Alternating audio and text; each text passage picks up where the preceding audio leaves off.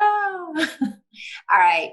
So we are coming to you with Book Club. We're doing the FBI killer. It's a true story, and we're going to do it in 3 parts. We did the first. We were supposed to go to 105, but I think I stopped at 89. But you know, we'll be able to talk about it. And then we'll go to, I guess, 200 the next time we meet, and then we'll wrap it up the time after that. So at first I was kind of bored for a minute. I haven't read this kind of book in a minute, but then it seemed like after I got done with chapter 1, I kind of got into it. Like I was trying to read it then. Like when it went more, because they did the history thing. Right. In that first chapter, and I get so bored with history.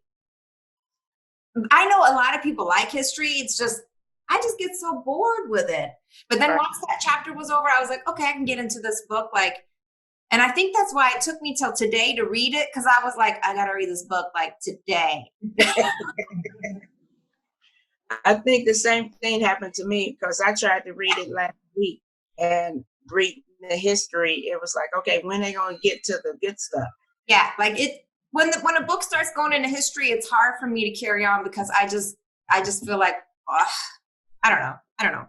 But it was kind of good to get that history, I guess. It was just 1 chapter, so they didn't overdo it. But then I thought it was great, like how they broke down her, and then they broke down him. And then the very first chapter that we get into is their introduction. And then the next part, I'm assuming, is going to be their story. Mm-hmm. So I like how they did that because I like getting to know the backgrounds of people. So it's so interesting like that. She's from a big family, that she's really actually a super loving, kind person. She loves to feed people. She never turns anybody down.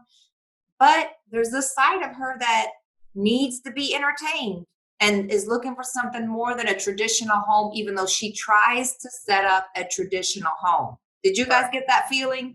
Yeah. Yeah, she wants more out of life. Yeah. She got bored very easily. Yeah, she does. Yeah. So it kind of goes into like that she dibbled. So the history was kind of cool because it let you know it's a hillbilly area. So you have a choice when you're in the 8th grade. Do you want to go to high school or do you want to just be done? Because we don't care around here. Yeah. That's the impression I got. What's the impression you guys got? Well, that's pretty much what it was. She had to make a decision. Yeah. Whether she was going to go on, and she quit school.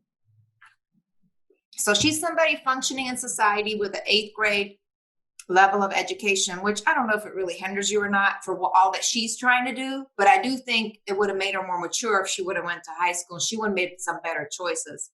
And immediately she started hanging out with the worst guy in town. Well, that's because he was giving her the attention that she was craving. But remember, like her family had a lot of kids and they had everything they needed, but they didn't never have anything fancy. And she wanted fancy in her life. Yeah. And it was like, and that's kind of what made her such a nurturing person, because she was raised in an environment where family was nice, kids were welcomed, we fed everybody. Everybody's got some type of clothes, hand-me-down or not, everything's washed. Right. But we don't have anything fancy. There's no extra here. She wanted some new clothes, not the used clothes. She wants some name brand clothes. She wanted to go to Chicago and shop. Well, remember they did supply her with those clothes. Yeah. They sacrificed and made sure that she had new clothes. Yeah, and they even got her cheerleader outfit. Right. They did. The family really did always pull together when there was a child that wanted to excel in an area. Right. But she just, in her mind, it was probably like, why get a cheerleader outfit when I can get other outfits? You know, because she was ready for other stuff. When she met that guy, he introduced her to drugs, drinking, sex, you know, you name it, the regular stuff you get introduced to once you're out of high school. Yeah. Because she was out of high school then. She was done. But the interesting thing is she was kind of always seeking him at first. She was just a skinny 15-year-old, remember? He was a 22-year-old. Yes. Yeah. And then as the years progressed, she didn't have to chase him anymore because her body changed into a woman's body. And then he was more interested in her. Like as was she in her 20s maybe or 18? She was in her early 20s. Yeah, and then all of a sudden we saw the shift, but he actually wasn't all that interested in her. Like he'd go out of town, she'd have to figure out where to stay. She went. I was like, what? Yeah, they were not in a serious relationship at that point. Yeah, and the story is that they got married, they got divorced, they lived married. It was better like financially because they needed some public assistance because he hurt his back. Social Security said he wasn't disabled. He said he was. I don't know. These things happen. I'm not trying to judge that part, but that type of stuff just happens, you know. Since they were in some kind of a border area, they applied in both states. Yes. Like, and she knew how to work the system because one thing she learned growing up is that everybody was poor and everybody knew how to get help from the government, which, you know, I would say that's totally normal because people learn how to survive. Right. So I like that they went into this background so we could really kind of understand her. Because if they didn't, I would have just thought she's crazy. Well, I think she got some mental issues. So, and then I like how, go ahead. A lot of the stuff that she put up with. Yeah. There was some abuse in that relationship. You know, but I think he went to Johnny and wanted $50 and he wouldn't give it to her. So she called his wife and said he slept with her. She did weird stuff. Yeah, she did. Oh. But I think that's also part of like watching what people do and picking up on it because you think that works. Mm-hmm. Even though it's maybe not the right thing to do, but you've like seen somebody in the past do it and it worked for them. So then you're like, now I'm gonna use this trick. Yeah. And then I thought it was interesting, like how the FBI agent's life was so different, but he was very reclusive person also. Mm-hmm. You know, like he was successful in sports and he was attractive and people also liked him, but he always kept his distance. Right. He never over socialized and he didn't have the desire to. He just was fitting in. What did you guys feel like that? Yeah. And I felt like there's something weird about his story though. Like I think there's going to be some hidden weirdness like we're going to find here in the next couple chapters. I don't know, but I feel like there's some hidden, obviously there is, he's a killer, but you know. But I was like, oh, he's like the typical guy, you know, and then I thought the other interesting side of his story is his wife, how she's kind of running stuff, but she's not running anything. And how she has this tie with her family and she just can't stand being where he's at because that's not what she signed up for. Right. She doesn't socialize with the neighbors, nothing. No, she won't even pick up the kid from daycare. He even has to pick up the kid from the daycare, so they hardly see her anytime. She didn't care about dropping off because there's no conversation involved. She didn't like picking up because there's conversation involved with picking up a child from somewhere because you're like, how was the day? She didn't want to chit chat with nobody. I thought that was kind of weird. Like, you don't even want to talk about your kids? Right. Okay. So my mom read another book about this, more of the perspective of the FBI agent. And it kind of went more into like how a lot of the things that happened had to do with that marriage, how that marriage brought that out because the way the wife was acting the whole time he was there, like that kind of like triggered something in him and then created, you know, of course you make your own choices, but it was just a trigger to make other choices. And we're not blaming her. You know what I mean? She actually had nothing to do with this. But she loved him to the end. Yeah. He moved to where he was incarcerated to be close to him so he could see the kids and all that. Yeah. Oh, okay.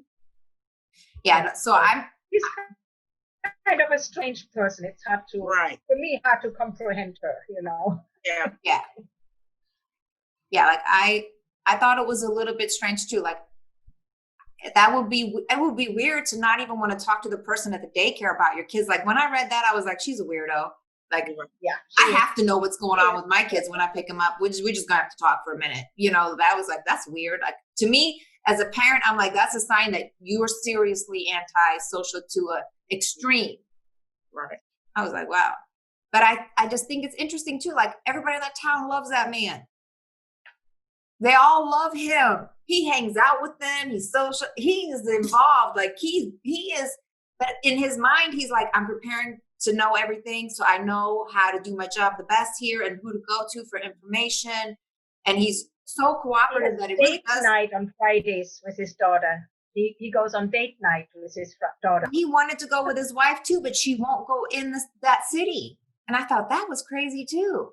I mean, it's good and it's crazy, but you know, but yeah, I kind of stopped like on page 86 is where they have that car introduction where the cop tells him, I have this lady, she might be a good informant for you concerning all these bank robberies. Oh, okay. And so that's where I am. But that's just that. I haven't gotten that far yet. That's at that very end of the chapter. That's on 86 because we were supposed to read to 103, but it's just that chapter. It's just going to go more and more into that first meeting. My mom read it, so I think we're good. But I was like, their meeting's real interesting too because that sheriff introduces him and he keeps saying like, you would really get information from her. It's almost like he knew like they would click. You know, and then he said, told him to watch out. He did told him to watch out too. Yeah, he was like, if you have money and you'll give her bribes, you're gonna get whatever you want from her. And her husband was at that meeting, but her husband didn't like their chemistry, and he right away was like, I don't want you hanging around that guy, and we ain't doing this. And she was like, you didn't tell me what to do. You didn't give me no money. I was like, dang, that's just in the car leaving. Yeah. Well, he wasn't paying any bills. No, and she was just like, yeah, he was gambling all the money. They were just living in the same house. They weren't really. And he was actually creating more bills for her because he was always bringing people in, and she was always like, that's fine, I'll feed you. You can sleep on this couch. You can sleep here. She was very, but I think that was part of her, like, I have to socialize. I have to have a life. So I'll even accept this life because that's better than sitting here by myself. I'm not doing that. Remember, there was a point where he left her and she had to live in like with a relative, and they had to ask for rides to the grocery store because it's a spread out area. Nothing's not right by each other. And when they described it, I could tell like that was not a good time for her, which I couldn't work. I wouldn't like that either, you know. Right. But I was like, wow. But at the end, write away his phone number and tells her, you can call me anytime. I know. Anytime? Okay. Day or night. All right.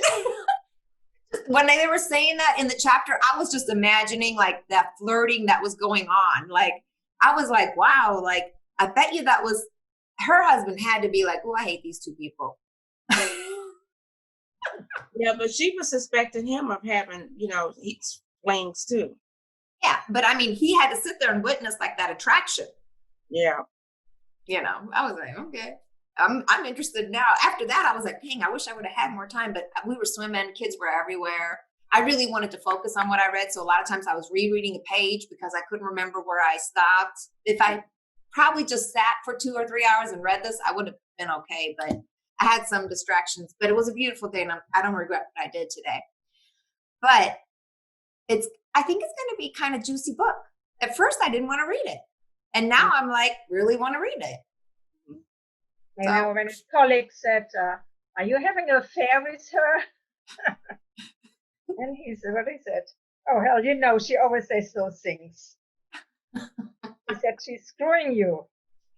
She said, she's screwing one fool. She said, she's screwing another guy. That works over at the federal building. You know how she is. You can't take her seriously. You know, so no one really, even it's kind of obvious, no one really believes it. Yeah. So is she screwing all these people? Yes. Oh, okay. Oh, my mom's like, yes. I don't know. My mom's like, yeah, she is. I love it. Yeah, so I feel like it's going to be a good book. Like, but I just wanted to warn people, if you're like me and you don't like history, don't give up after that first chapter, because after that first chapter, it actually starts to pick up. Like, as soon as I got done with that first chapter, when I started reading, I was like, oh, okay, like, it's easy read. I can read this now, you know. Right. So I would say Mark's wife gets pregnant with a second kid. And yes, it's a good excuse for her to go back to Connecticut and spend whatever months at a time up there. He is continuing his affair with Susan. Yeah. It was like a bad time for her to get pregnant, but not that this is a bad good time, but but it was almost like, you know, his wife was so focused on trying to get away from there. Yeah, she was relatively happy because she could get away. Yeah. But the more kids you have, the harder it is to get away. Yeah. Did she have a job there? Because I know she did real estate and then she did insurance. Did she do that there, or no, she didn't work there? No, she didn't. Yeah, I had a feeling like when it didn't sound like she even worked there. Like she didn't want to even work in that community. Like that was just beneath her. She was just the queen at the house, not leaving her house. So I would say the first 1/3 of this book, it's gonna be a 4 or 5. It's gonna be good. Like now that I'm in that middle section where they're meeting in the car, I really want to like go back to read. I want to like read tonight, but I know I'm not gonna be able to. I'll be reading this weekend. So I would give it like a 4.5 out of 5. What do you guys rate it at? Try a 4. 4. 4, yeah. I think it's pretty good. Plus, I feel like it's rereading something different now, even though it's actually what I used to read all the time. So it's like I'm going back to my old little, let me read my book, my little mystery. What's going on? It's just that I know he's a killer, obviously. You know, so it's not that big of a mystery. Normally, I don't know what's inside the books. The cat eyes, that friend of his, he's playing another. So she informs Mark always about all these bank robberies and whatever else. So she has official business to take care of. She's busy. She needs a babysitter. Susan was still busy with her children, getting their clothes out in the morning for school, cooking meals for Kenneth and the rest, and making life as bearable as possible for herself by continuing to use and sell drugs. And, you know, and advise Mark about cat eyes and the robberies. And I think like her whole adult life, she's always been like a drug user that people didn't know she was a drug user. Like she kept that real good undercover because they said she liked to be real clean, real pretty. People didn't really know like she really did. She did uppers, downers, cocaine. Like she actually was heavy into drugs. She just maintained her house very well while she did that, which probably made it so much easier to cheat and have affairs or, you know, you're not even married, whatever it is you're doing. I think that makes it easier because you're not really in your mind. You're kind of, I don't know what you call it. I don't know. I never use those kind of drugs. I don't know what they do to you. She was loose. Loose. Yeah. It was easy. It was easy for her to be flexible. So I'm not going to keep you guys. I definitely want people to like and subscribe. Our goal is to have 100 people join us, you know, with our book club, with our YouTube stuff, and share with a friend and like, follow, subscribe. There's 4 of us, and as we can, we participate, and we will be reviewing the FBI killer for the next 2 weeks, and then 2 weeks after that, we'll finish the book. All right. How far we go to 211, end of chapter 11? Yeah, that's fine. 211. Okay. It's going to be easy now because I'm into it. At first, I couldn't even start the book. I was like, history. Torsten, help me. Where are you at, big brother? He always wanted to teach history and they didn't let him. I know. I was like, oh, God. I'm going to stop.